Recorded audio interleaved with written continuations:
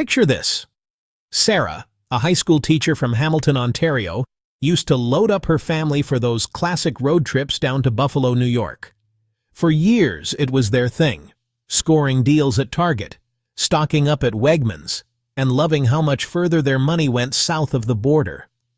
But then, the Canadian dollar started to slip, and those border waits, they got longer and a whole lot more stressful.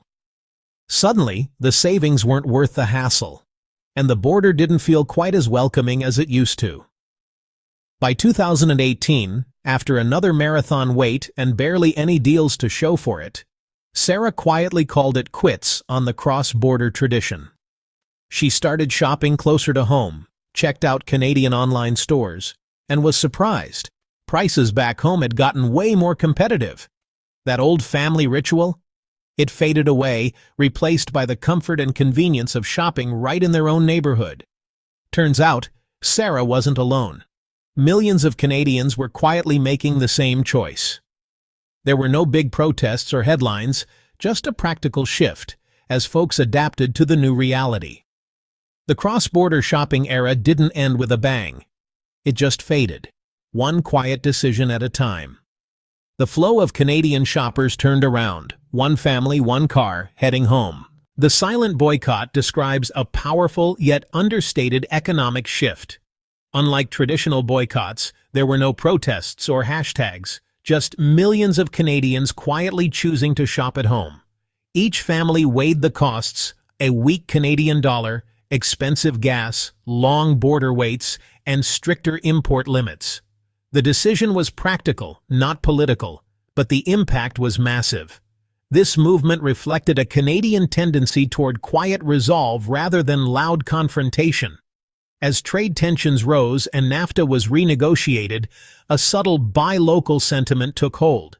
Canadian retailers improved their selection and online shopping, closing the gap that once sent shoppers south.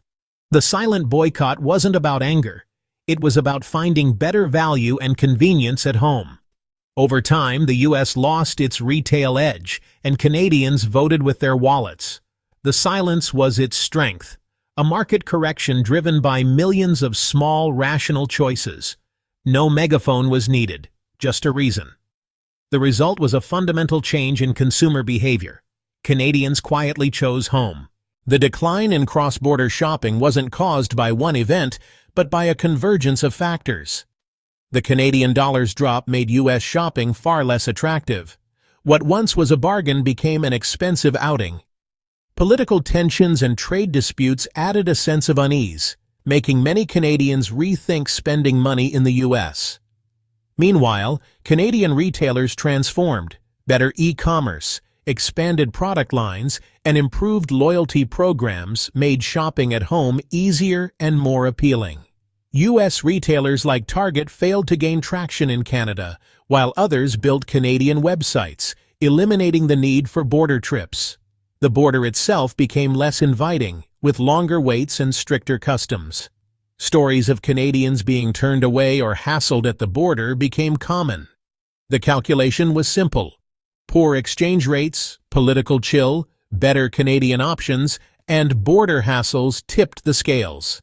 The tradition of cross-border shopping faded as Canadians found more value and less stress at home. The perfect storm had arrived, ending a decades-old ritual. Canadians didn't stop shopping, they just changed where and how they did it. The shift was quiet, but the impact was profound. The cross-border run became a relic of the past. Shopping at home became the new normal. The numbers tell the story of a dramatic reversal. In 2013, Canadians made over 42 million same-day car trips to the U.S. By 2019, that number dropped to just over 24 million. Billions of dollars once spent in U.S. border towns now stayed in Canada. The impact was felt everywhere, from empty parking lots at American malls to surging sales at Canadian retailers. E-commerce exploded, with Canada Post reporting record parcel deliveries year after year. Canadian retailers' online sales outpaced U.S. competitors who lacked a Canadian presence. The evidence was clear. Canadians hadn't stopped spending, but their dollars now fueled the domestic economy. The border, once a highway for shoppers, became quieter. The digital shift was unmistakable. The silent boycott had rerouted billions, without a single protest sign. The new shopping landscape was here to stay. American border towns felt the loss immediately. Cities like Buffalo and Bellingham, once reliant on Canadian shoppers, saw malls empty and businesses struggle. Retailers tried to lure Canadians back with special deals and at-par sales, but the old incentives no longer worked. Small businesses, from gas stations to restaurants, faced tough choices: cut hours, lay off staff, or close for good. The silent boycott hit hard, forcing a rethink of old business models. U.S. retailers realized they needed to reach Canadians directly. Many launched Canadian e-commerce sites, listing prices in Canadian dollars and handling duties up front. Some, like Nordstrom and Saks, opened flagship stores in Canadian cities. The days of relying on cross-border traffic were over. The new strategy: serve Canadians where they are. The silent boycott forced American businesses to adapt or be left behind. While U.S. border towns struggled, Canadian retail thrived. Billions once spent in the U.S. now fueled growth at home. Canadian giants like Canadian Tire and Loblaws invested in better stores, private brands, and top-notch e-commerce. Click and collect and loyalty programs became the norm, making shopping seamless. Small businesses also benefited as Canadians rediscovered local shops and artisans. Shop Local campaigns gained momentum, building pride in Canadian products and entrepreneurship. Retailers worked harder on price and selection, bringing in more brands and exclusive lines. The result: a more dynamic, competitive, and diverse retail landscape. Canadian consumers enjoyed more choice and better service than ever before. The silent boycott sparked a renaissance. Canadian retail was no longer second best. Shopping at home became a source of pride and satisfaction. The silent boycott didn't end cross-border commerce. It transformed it. The old model of driving south for deals gave way to digital access and strategic presence. Major U.S. retailers like Amazon and Best Buy built Canadian-friendly websites, showing prices in Canadian dollars and including all duties at checkout.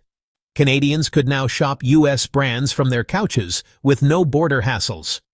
U.S. companies opened flagship stores and outlets in Canadian cities, hiring locally and paying Canadian taxes. The border became more virtual than physical.